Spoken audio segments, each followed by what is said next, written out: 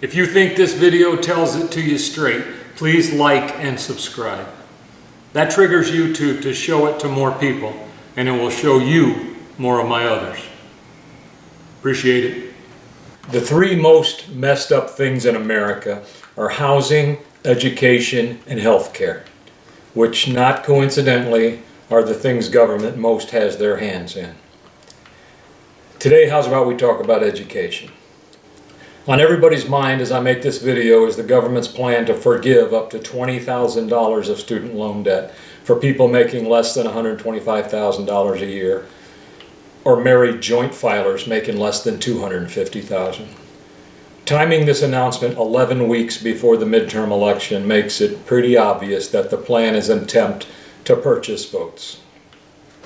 Letting selected people out of their obligations obviously punishes people who play by the rules. Those who work diligently to pay off their school loans, or families who worked extra jobs and sacrificed to put their kids through college. In many cases, it's a transfer of wealth from the poorer people to the higher earning people. To be clear, student loan debt is not being forgiven. It is merely being shifted onto the shoulders of working single mothers, minimum wage workers, and those who didn't go to college. When a frustrated father in 2020 asked Senator Elizabeth Warren, "So you're going to make me pay for people who didn't save money, and those of us who did the right thing get screwed? My buddy had fun, bought a car, went on vacations. I saved my money. He makes more than I did. I work double shifts. My daughter is getting out of school. She doesn't have any student loans. Am I going to get my money back?" And dismissively and arrogantly, Warren replied, "Of course not." Senator Warren demonstrated her contempt for honest taxpayers even further when she said this on CNN. And ultimately, what the data show us is that because of student loan debt, there are many people who don't move out of their mama's basement, who can't save up money to buy a home, who don't start small businesses, who don't start a family. Does she honestly believe that someone with a useless, unemployable degree will suddenly find a job in their field and step into a prosperous future? You can easily gauge the fairness of the plan by asking those recipients making $125,000 a year how they would feel if the income cap was lowered to, say, $75,000 and left them out. Everybody thinks the rich describes anybody who makes more than they do. As unfair as the plan is, it doesn't even begin to address the reason for the skyrocketing costs of college. Back in 2010, the Obama administration stopped allowing private lenders to offer student loans at low interest rates and forced the Department of Education to make all the loans. What it caused was an explosive growth of student debt. College reacted to the easier to obtain money by ratcheting up costs dramatically. University administrators became carnival barkers, enticing students with shiny distractions like jumbo jacuzzis and lazy rivers, elaborate climbing walls, free movie theaters, free top-of-the-line steak restaurants. The list goes on. Consider the example of the deceptively named Inflation Act of 2022, which will actually increase inflation and was signed into law by the President on August 16, 2022. One of the many first-level thinking clauses in the bill provides for a $7,500 tax credit for someone if they buy an American-made electric vehicle. The Ford Motor Company wasted no time in announcing that they would raise the price of their new Mustang Mach-E electric cars by as much as the strangely similar amount of more than $8,000. While Ford claims the price increase is due to significant material cost increases, supply chain disruptions, and market conditions, the timing is transparent. Whenever government offers free money, companies just raise prices to suck up the windfall. This is the same phenomenon that occurred when government took over the student loan industry and made large loans readily available. Private colleges just raised their prices, almost doubling the rate of inflation. Government involvement in financing college costs have forced colleges to compete with better and better facilities that often have nothing to do with learning. The colleges can jack up the price to anything they want because they're guaranteed to get paid.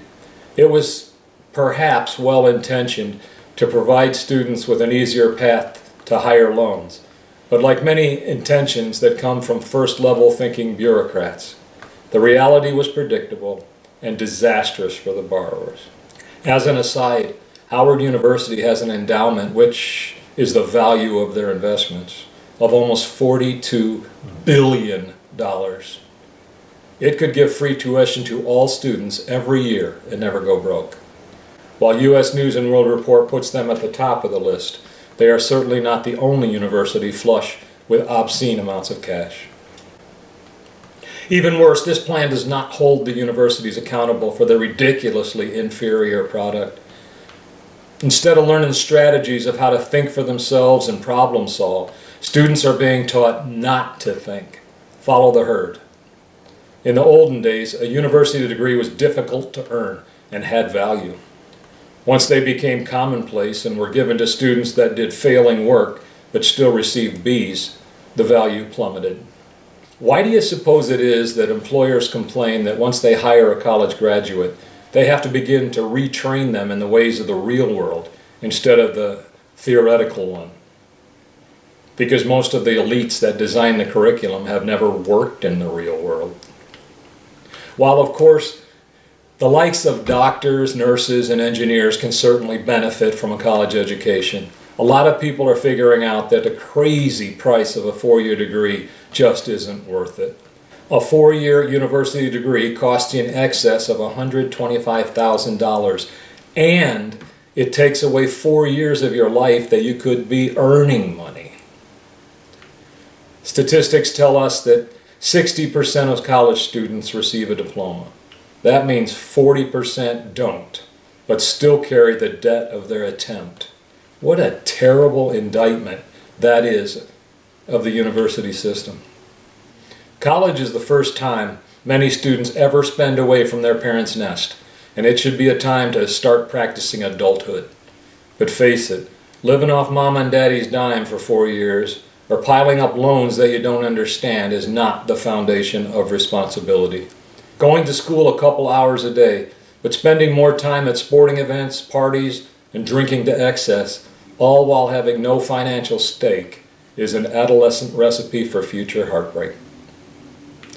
Colleges have stopped teaching critical thinking and have become intolerant left-wing brainwashing operations.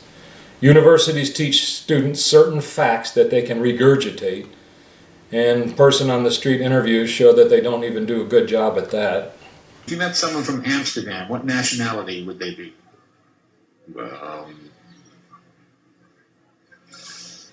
I have no idea. Amsterdamian. Amsterdamians. No, they wear wooden shoes. Who wears wooden shoes? Toddlers. What are people from Denmark called?